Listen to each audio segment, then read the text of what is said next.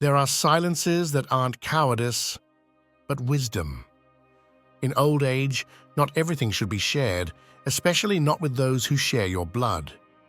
Because when a mother reveals too much, she risks losing something that may never be regained, the emotional respect of her adult child.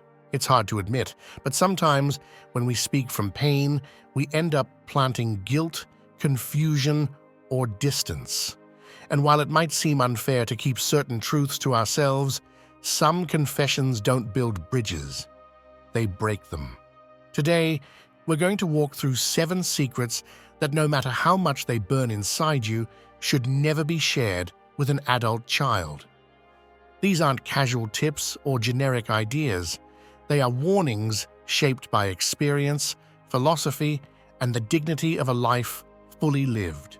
And stay with me until the end, because the last secret might not only change your relationship with your children, but also the way you understand your own past.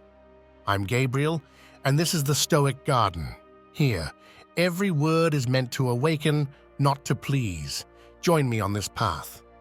Did opening up leave you feeling emptier than before? Did you bare your soul hoping for comfort, only to be met with distance? It happens to many women. They speak from exhaustion, from the need to be seen, but end up feeling even more alone. As if that confession they struggled so hard to keep, once spoken, somehow weakened them in the eyes of those they love the most. Today, we're going to talk about something uncomfortable but necessary to say clearly. Never tell your children how much you sacrificed for them. This is the first point in our journey and perhaps the hardest to accept, because we've been taught that a mother's love should be transparent, that nothing should be kept from a child. But here's a Stoic truth. Love doesn't always need to be explained, especially not in the form of a sacrifice turned into a story.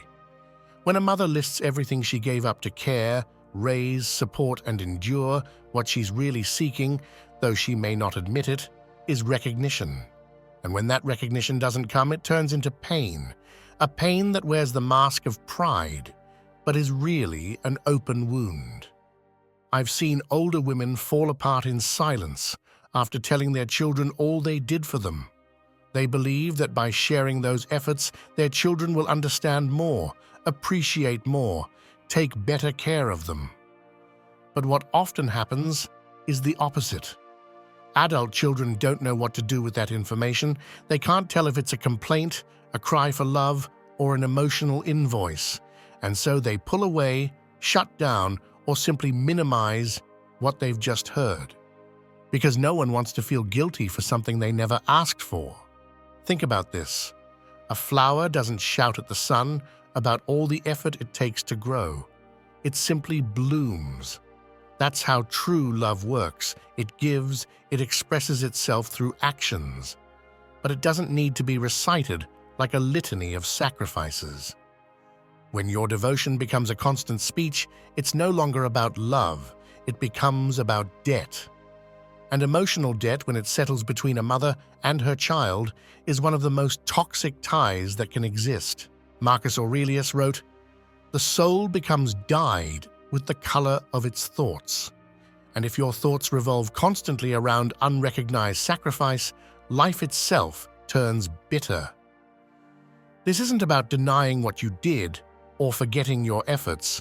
It's about understanding that your dignity doesn't depend on someone else acknowledging it. Your story is sacred, even if it's never told.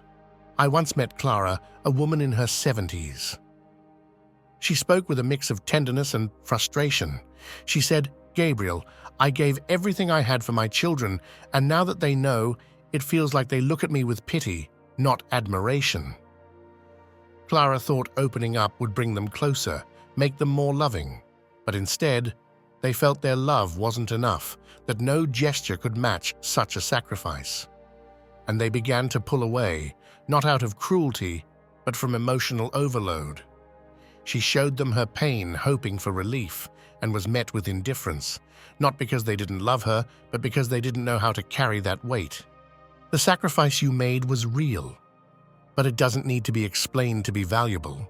It's etched in every wrinkle of your hands, every sleepless night, every decision you made without thinking of yourself. Your children don't need to know everything. They need to see you at peace. They need to feel that despite a difficult past, you've chosen to live this chapter with dignity, not resentment. And if you ever feel tempted to tell them how much you gave up for them, remember this. Your worth isn't in what you gave. It's in what you can still become. Hold that story as a sacred treasure, not an open wound. Because when you choose conscious silence, you're not denying your truth, you're protecting your soul. In silence, many women hold on to the hope that if they share their sadness, they'll receive comfort. That if they dare to speak of how deep their pain has been, maybe someone, their son, their daughter, will respond with closeness, with understanding, with care. But the truth is, not every heart is ready to carry the weight of someone else's melancholy, especially when that melancholy comes from the person they see as a symbol of strength. That's why we've come to the second key point in this video. Don't share your deepest sadness with your children. This isn't about pretending to be happy or wearing a mask to hide your emotions. It's about recognizing that some pains are so intimate they should only be shared with those who have the maturity and love to neither absorb them nor use them against you. The problem arises when, out of a need to unburden, we end up handing our emptiness to people who don't yet know what to do with their own. And many times, that emptiness is met with discomfort, with silence, or with phrases that hurt more than they heal. Just get over it. Don't be sad. It's not that big of a deal. Not because your children are cruel, but because they're emotionally immature when it comes to understanding pain they haven't experienced. Stoicism reminds us that some suffering must be endured with composure, not exposure. Marcus Aurelius wrote that we should suffer with dignity what we cannot avoid, and that dignity doesn't mean isolation. It means choosing wisely who we share our soul with. An emotionally broken mother opening up to her adult child may seem like a gesture of trust, but it often plants confusion, discomfort, or even rejection.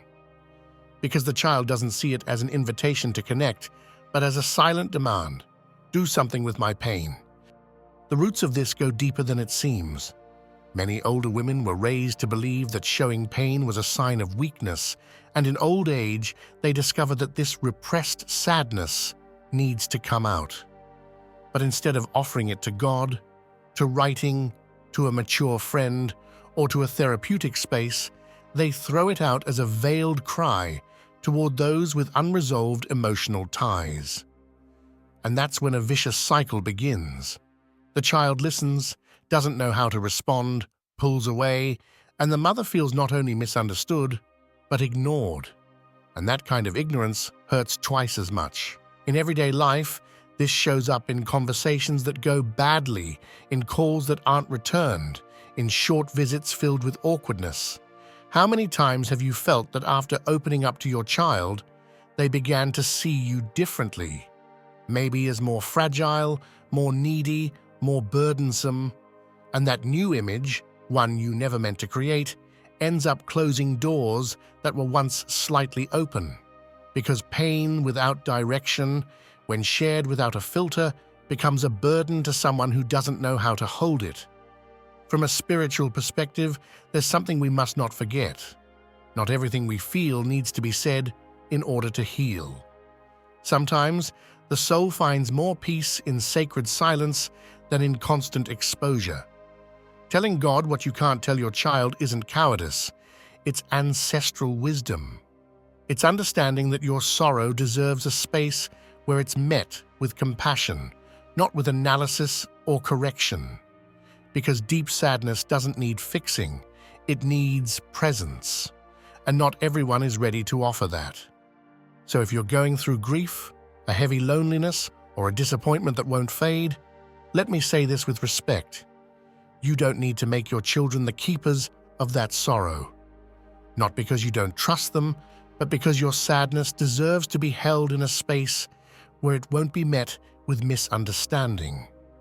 Your soul has lived too much to be offered up to ears that don't know how to listen. And if one day you choose to speak, let it be with the clarity that you're doing it to heal, not to be rescued. Because true healing begins when you understand that your sadness doesn't define you, but it does reveal what still needs to be embraced with tenderness. And that, at this stage of life, is an act of deep clarity. After talking about deep sadness and how to protect it from others' judgment, it's time to look at another, more subtle, but equally dangerous form of emotional exposure: confessing your maternal guilt to your adult children. We've reached the third point in this video, and this is where things start to shift. Because if you don't understand what happens when you turn your children into judges of your past, you'll stay trapped in a cycle that heals no one. Telling an adult child everything you believe you did wrong while raising them doesn't repair the damage, it transfers it. It doesn't set them free, it entangles them, and it doesn't teach them to understand, it teaches them to carry a story they can't rewrite. There are women who, from honesty or regret, feel the need to tell their children that they were harsh, absent, impulsive, or overprotective. They're seeking relief, maybe forgiveness, maybe just understanding. But what they often do, unintentionally, is make their children feel responsible for their emotional well-being, as if it's now their turn to take care of her, to make up for it, to listen to a past they never asked to hear. The strategy that can change everything here is simple in appearance, but deep in its impact. Talk to yourself before talking to your children. Practice Stoic self-dialogue. Seneca said, "He who examines himself is freed from the judgment of others." The key is to make that examination alone, with courage, without an audience.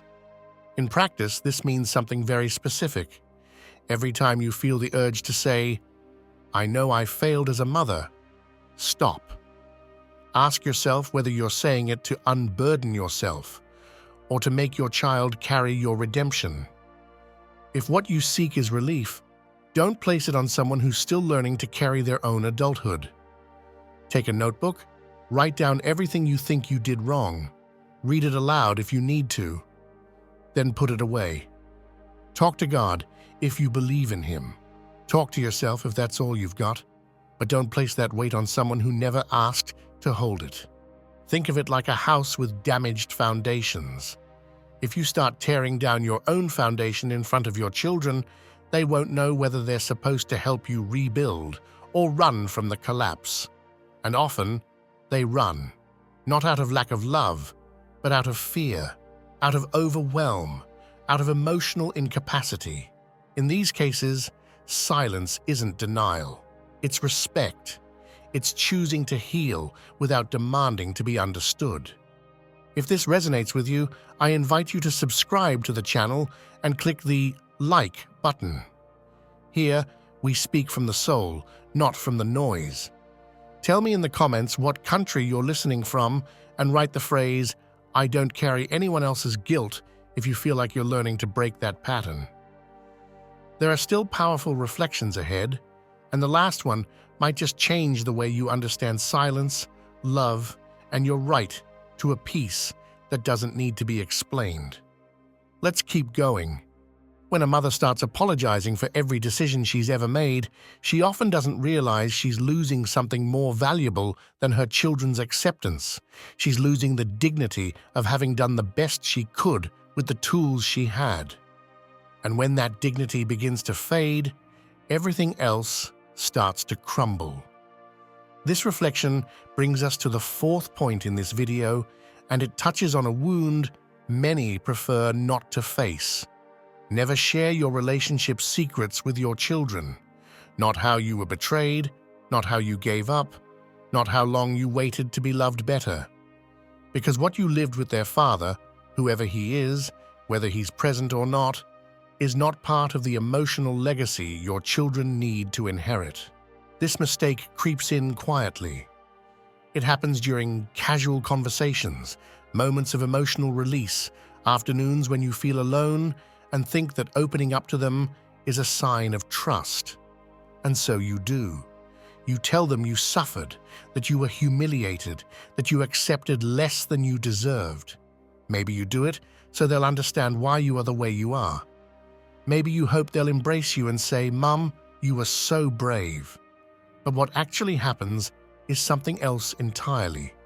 Your children begin to see their family story as an unstable ground, full of shadows they don't understand. And you, without meaning to, become the narrator of a past they can't fix, can't fully comprehend, and certainly can't judge without hurting you. The trap is thinking that telling them the truth will set you free. But emotional freedom doesn't come from handing over raw truths to those who aren't prepared to hold them. It comes from processing what you lived, with clarity, with forgiveness, with composure. Marcus Aurelius spoke of the art of not saying everything one knows, and that art becomes urgent in old age when the soul needs order, not more ruins. Sharing relationship secrets with an adult child creates a fracture, because they can't separate the father from the man or the mother from the victim, and that ambiguity traps them. It divides their loyalties, makes them feel guilty for what they didn't do, for what they didn't know, for what they can no longer change. The consequence is clear. The relationship grows cold, tense, uncomfortable. Your child starts visiting you cautiously, keeping their distance, as if walking into your home also means stepping into a painful story they never asked to hear. And you, sensing their discomfort, start to wonder if you made a mistake. But it's too late. What's been said can't be unsaid. What's been shared can't be tucked away again. From a spiritual perspective, this point goes even deeper. Because many times, what we're really seeking when we share those secrets is healing. We want someone to tell us it wasn't our fault, that we deserved more, that we should have been loved better. But that kind of comfort, if it doesn't come from within, doesn't heal. It just becomes a new kind of dependence. And a wise woman in this stage of life doesn't look for someone else to return her peace. She builds it in silence, in solitude, in communion with the sacred, So ask yourself, what parts of your story are you still telling in hopes of getting justice? What wounds are you still using as a passport for understanding? And if you realize you've been using your children as witnesses to your intimate pain, stop. Not because you don't deserve to be heard, but because your story needs rest, not exposure. Some truths are meant to be honored in the soul, not laid out at the dinner table.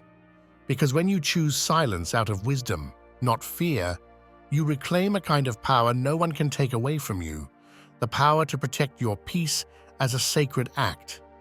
And that peace at this stage is worth more than any truth spoken out loud. At this stage in life, many people feel that the most honest thing they can do is share their fears with the ones they love the most, to speak openly about what hurts, what scares them, what they still don't understand about the future. But there's a fine line between emotional transparency and emotional burden. That's why we've reached the fifth point in this video, and it carries a weight that can't be ignored. Don't share your fears about the future with your children, because what you experience as a need for expression, they often perceive, whether they say it or not, as a weight they're not sure they can carry.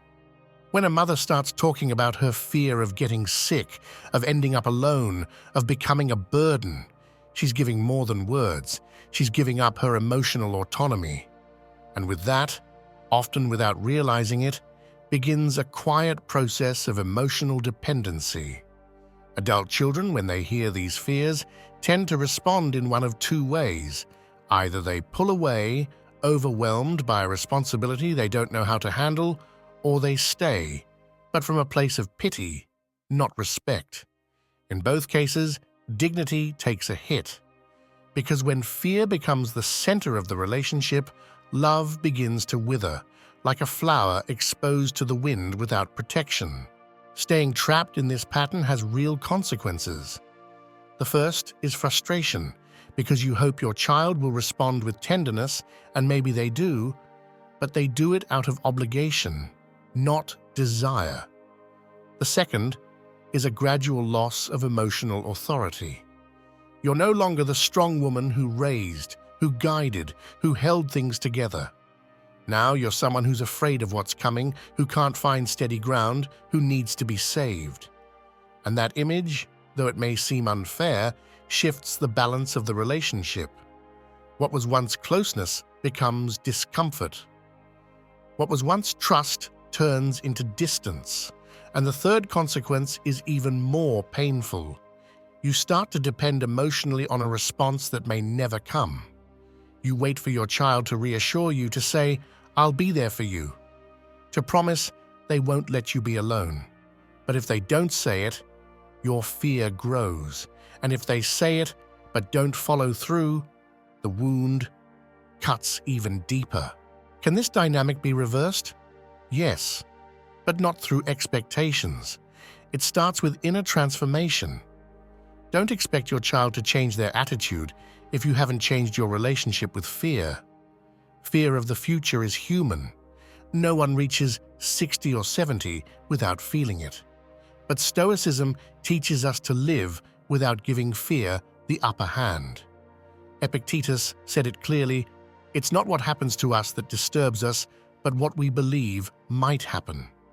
That's the trap. It's not the future that robs you of peace. It's the story you tell yourself about what might happen if you're alone, if you fall ill, if resources run out.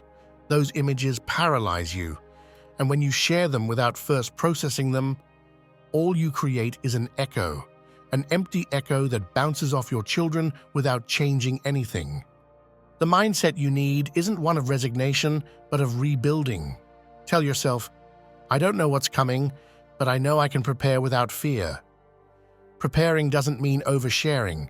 It means getting organized, taking care of your health, your finances, your relationships. It means finding mature emotional allies, spaces where you can speak freely without affecting the dignity of the listener. And above all, it means strengthening your faith. Not in a God who will take away your pain, but in an inner force that reminds you that you're never as alone as you fear. Because change is possible, but it doesn't come from waiting for someone else to give you guarantees. It comes when you decide to live each day with the conviction that your soul remains strong, even if your body begins to falter, that your worth isn't diminished by fear, but by letting that fear speak louder than your wisdom. And if today you can look fear in the eye and say, "I won't hide you, but I won't hand myself over to you," then you've already taken the first step toward a future lived with composure, not with expectation. That step is yours, and no one can take it for you. When fear of the future becomes a constant topic of conversation, something inside you starts to give way. Your voice loses strength, your gaze becomes pleading, and what used to be respect begins to turn into pity. And nothing good ever grows from pity. So if you've made it this far, it's time to face another silent poison that slowly eats away at your inner peace. The sixth point in this video is a warning that's as real as it is necessary. Avoid sharing your family resentments. Because dragging those wounds around as proof of your suffering doesn't make you stronger. It makes you a prisoner of a past that's already had too much power over you. Take a moment and picture this. You're sitting across from your children and you start talking badly about your siblings, your parents, the neighbor who betrayed you, the friend who disappeared without a word. You tell them everything, how you were hurt, how unfair it was, how little you were appreciated, and they listen, but not with compassion, with discomfort, with that bitter mix of, "I don't want to hear this," and "What am I supposed to do with this information?" That's the trap, because when you make your children the receptacles of your resentments, you're pulling them into a war that was never theirs. And the worst part is, you often don't even realize you're doing it. You do it in passing comments, in tones laced with venom, in memories you repeat as if they could still be fixed, but they can't. What happened, happened, and every time you name it with anger, you reattach yourself to that story as if you've learned nothing. Old age isn't the time to win old battles. It's the time to lay down weapons that no longer serve a purpose. But if you choose to stay on that battlefield, it comes at a cost. Your children will see you as someone who hasn't grown emotionally, as a woman aging without serenity, as someone who turns every conversation into a score to be settled. And when that happens, they begin to avoid you. Not because they don't love you, but because they're tired, because no one wants to live inside someone else's war zone. I know many of those resentments are real, that you were hurt, that you were ignored, betrayed, humiliated, and that even now, there are nights when you replay those moments and still can't understand why you had to keep so much inside. But repeating that pain doesn't heal you. It only keeps it alive. It makes it the center of your identity. And a woman who defines herself by her wounds is a woman who's forgotten her power to transform. Stoicism reminds us of a hard truth. You can't change what was done to you, but you can decide what you do with it now. And if you choose to keep remembering with bitterness, then you're not aging, you're staying stuck. Emotional freedom doesn't come from being right. It comes from choosing peace over revenge. And that peace won't come from outside, not from your child, not from an apology, not from delayed recognition. It comes when you tell yourself, I don't need to tell this story one more time. I've already learned what I needed to learn. I don't owe anyone an explanation anymore. That decision is the beginning of closure. Real closure. Not the kind that's shouted or demanded, but the kind built in silence, like someone closing a door without hate, but with firmness. If you keep feeding your resentments, you'll end up surrounded by your own ruins, with memories no one wants to hear and relationships that quietly drift away. But if today you choose to look at that wound and say, I don't deny you, but I don't need you to move forward, something shifts. Maybe you won't see it right away, but you'll feel a new lightness, a quiet clarity that tells you you still have time to live what remains with dignity, not resentment. And that decision, even if no one applauds it, will be your true victory, the quietest, the deepest, the most yours. When family resentments become the constant theme of your words, you're not just stuck in the past, you're poisoning the present. And when you add another mistake that often goes unnoticed, the damage deepens. Because what's left unresolved becomes inherited. And what's silently buried in pain is often shouted through gestures, absences, or looks your adult children don't fully understand. But they feel it. We've come to the 7th point in this video, and it may be the most decisive of all. Don't explain why you're still waiting for what never came. Don't tell them you still dream of a love you never had, of attention that never showed up, of justice that never arrived. Because within that confession, no matter how sincere it may seem, there's a hidden trap, turning someone else into the one responsible for completing what you never let go of. Pause for a moment. Think about how many times you've said, with words or with gestures, that you're still waiting for someone to call you, to apologize, to finally see all that you gave. That wait, spoken or silent, is an anchor that keeps you from moving forward. And when you show it to your children, even without saying it clearly, what you're really telling them is, you could still give me what I'm missing. And that's unfair. Because they, with their own limitations and confusion, didn't come here to complete your story. They came to live their own. The problem with waiting for what never arrived is that it begins to shape how you see the world. You start each day with a sense that something's missing, that something wasn't fair, that time owes you something. And that thought, repeated over and over, begins to dim your inner light. You become more reactive, more sensitive to indifference, more prone to a nameless sadness. And little by little, without realizing it, you start living as if your future still depends on your past, as if your happiness is on hold, waiting for someone else to do what you haven't dared to do for yourself. Seneca put it bluntly, it's not that we have too little time, it's that we waste so much. And one of the biggest time wasters is continuing to hope the world will give back something you haven't given yourself permission to build.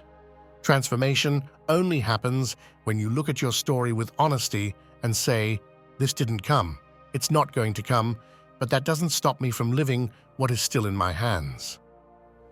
That sentence, spoken with resolve, can change the entire direction of your life. There's no room for excuses here. You can't keep blaming others for the things you haven't closed within yourself. You can't live the coming years hoping someone will rescue you from your own nostalgia. Because nostalgia, when fed, becomes a prison. And if you want to change, you have to accept that many things didn't turn out the way you hoped, that some voids will never be filled. But that doesn't stop you from filling your soul with something new, something of your own, something worthy. Today is the moment to stop begging for what never came. To look at yourself with respect and say, without lies, this is where I stop waiting. From now on, I build. Not out of pride, but out of health. Not out of coldness, but out of wisdom. Because there are silences that aren't resignation, they're maturity. And there are acts of letting go that aren't defeat. They're the first step toward a life without chains. That's what you deserve. That's what you can still give yourself, even if it hurts, even if it's hard, even if no one else understands. Because your peace is not for sale, and your self-respect isn't something to beg for. It's a decision. It's an honor. It's a way of life. Starting now. This isn't the end. On the screen, you'll see 2 more videos that can help you keep strengthening your clarity, your composure, and your inner freedom. Pick one, listen to it slowly, and let this garden keep growing inside you. Because life isn't healed through noise, it's honored through lucid silence. And you, if you're here, you've already begun to honor it. I'll see you again soon. If you value this kind of content, I invite you to subscribe and click like. But don't do it out of habit. Do it like someone planting a seed. This channel is a community of conscious women who are done begging and staying silent. Women who are ready to take charge of their emotional and spiritual life, even if that means being uncomfortable. And if you know someone who's still stuck explaining herself, waiting for what never comes, or giving away her truth to those who don't deserve it, share this with her, not to convince her, but to offer her a choice. I want you to know, most don't make it to the end. Many stop early, scared by what they see in the mirror. But you stayed. And that says more about you than anything else. So I ask you to write in the comments where you're listening from and the phrase, "My truth isn't explained, it's honored." Because if these words resonated with you, then you deserve to name the transformation you're beginning. I'm Gabriel, and this space doesn't exist to entertain you or to sound pretty. The Stoic Garden is here to give you direction when the world's noise confuses you, to offer a steady voice when everything around you feels uncertain. There are no soft promises here. There is a path, and though it isn't easy, it's one you can walk with dignity. If you've made it this far, you're not running from the truth. You're looking it in the eye, with the clarity few are brave enough to hold. Because facing these 7 secrets isn't comfortable, or easy, or immediate. It's a decision. One of those rare decisions that separate those still waiting for validation from those beginning to build self-respect. We didn't come here to comfort you. We came to show you that some words, though deeply human, when given to those who can't hold them, turn into chains. And you're not here to stay chained to what wasn't, to what didn't come, to what you're still hoping for. You're here because something in you can no longer bear living in emotional debt or poorly managed silence. You're here because, like so many other women listening from all over the world, You've chosen to wake up,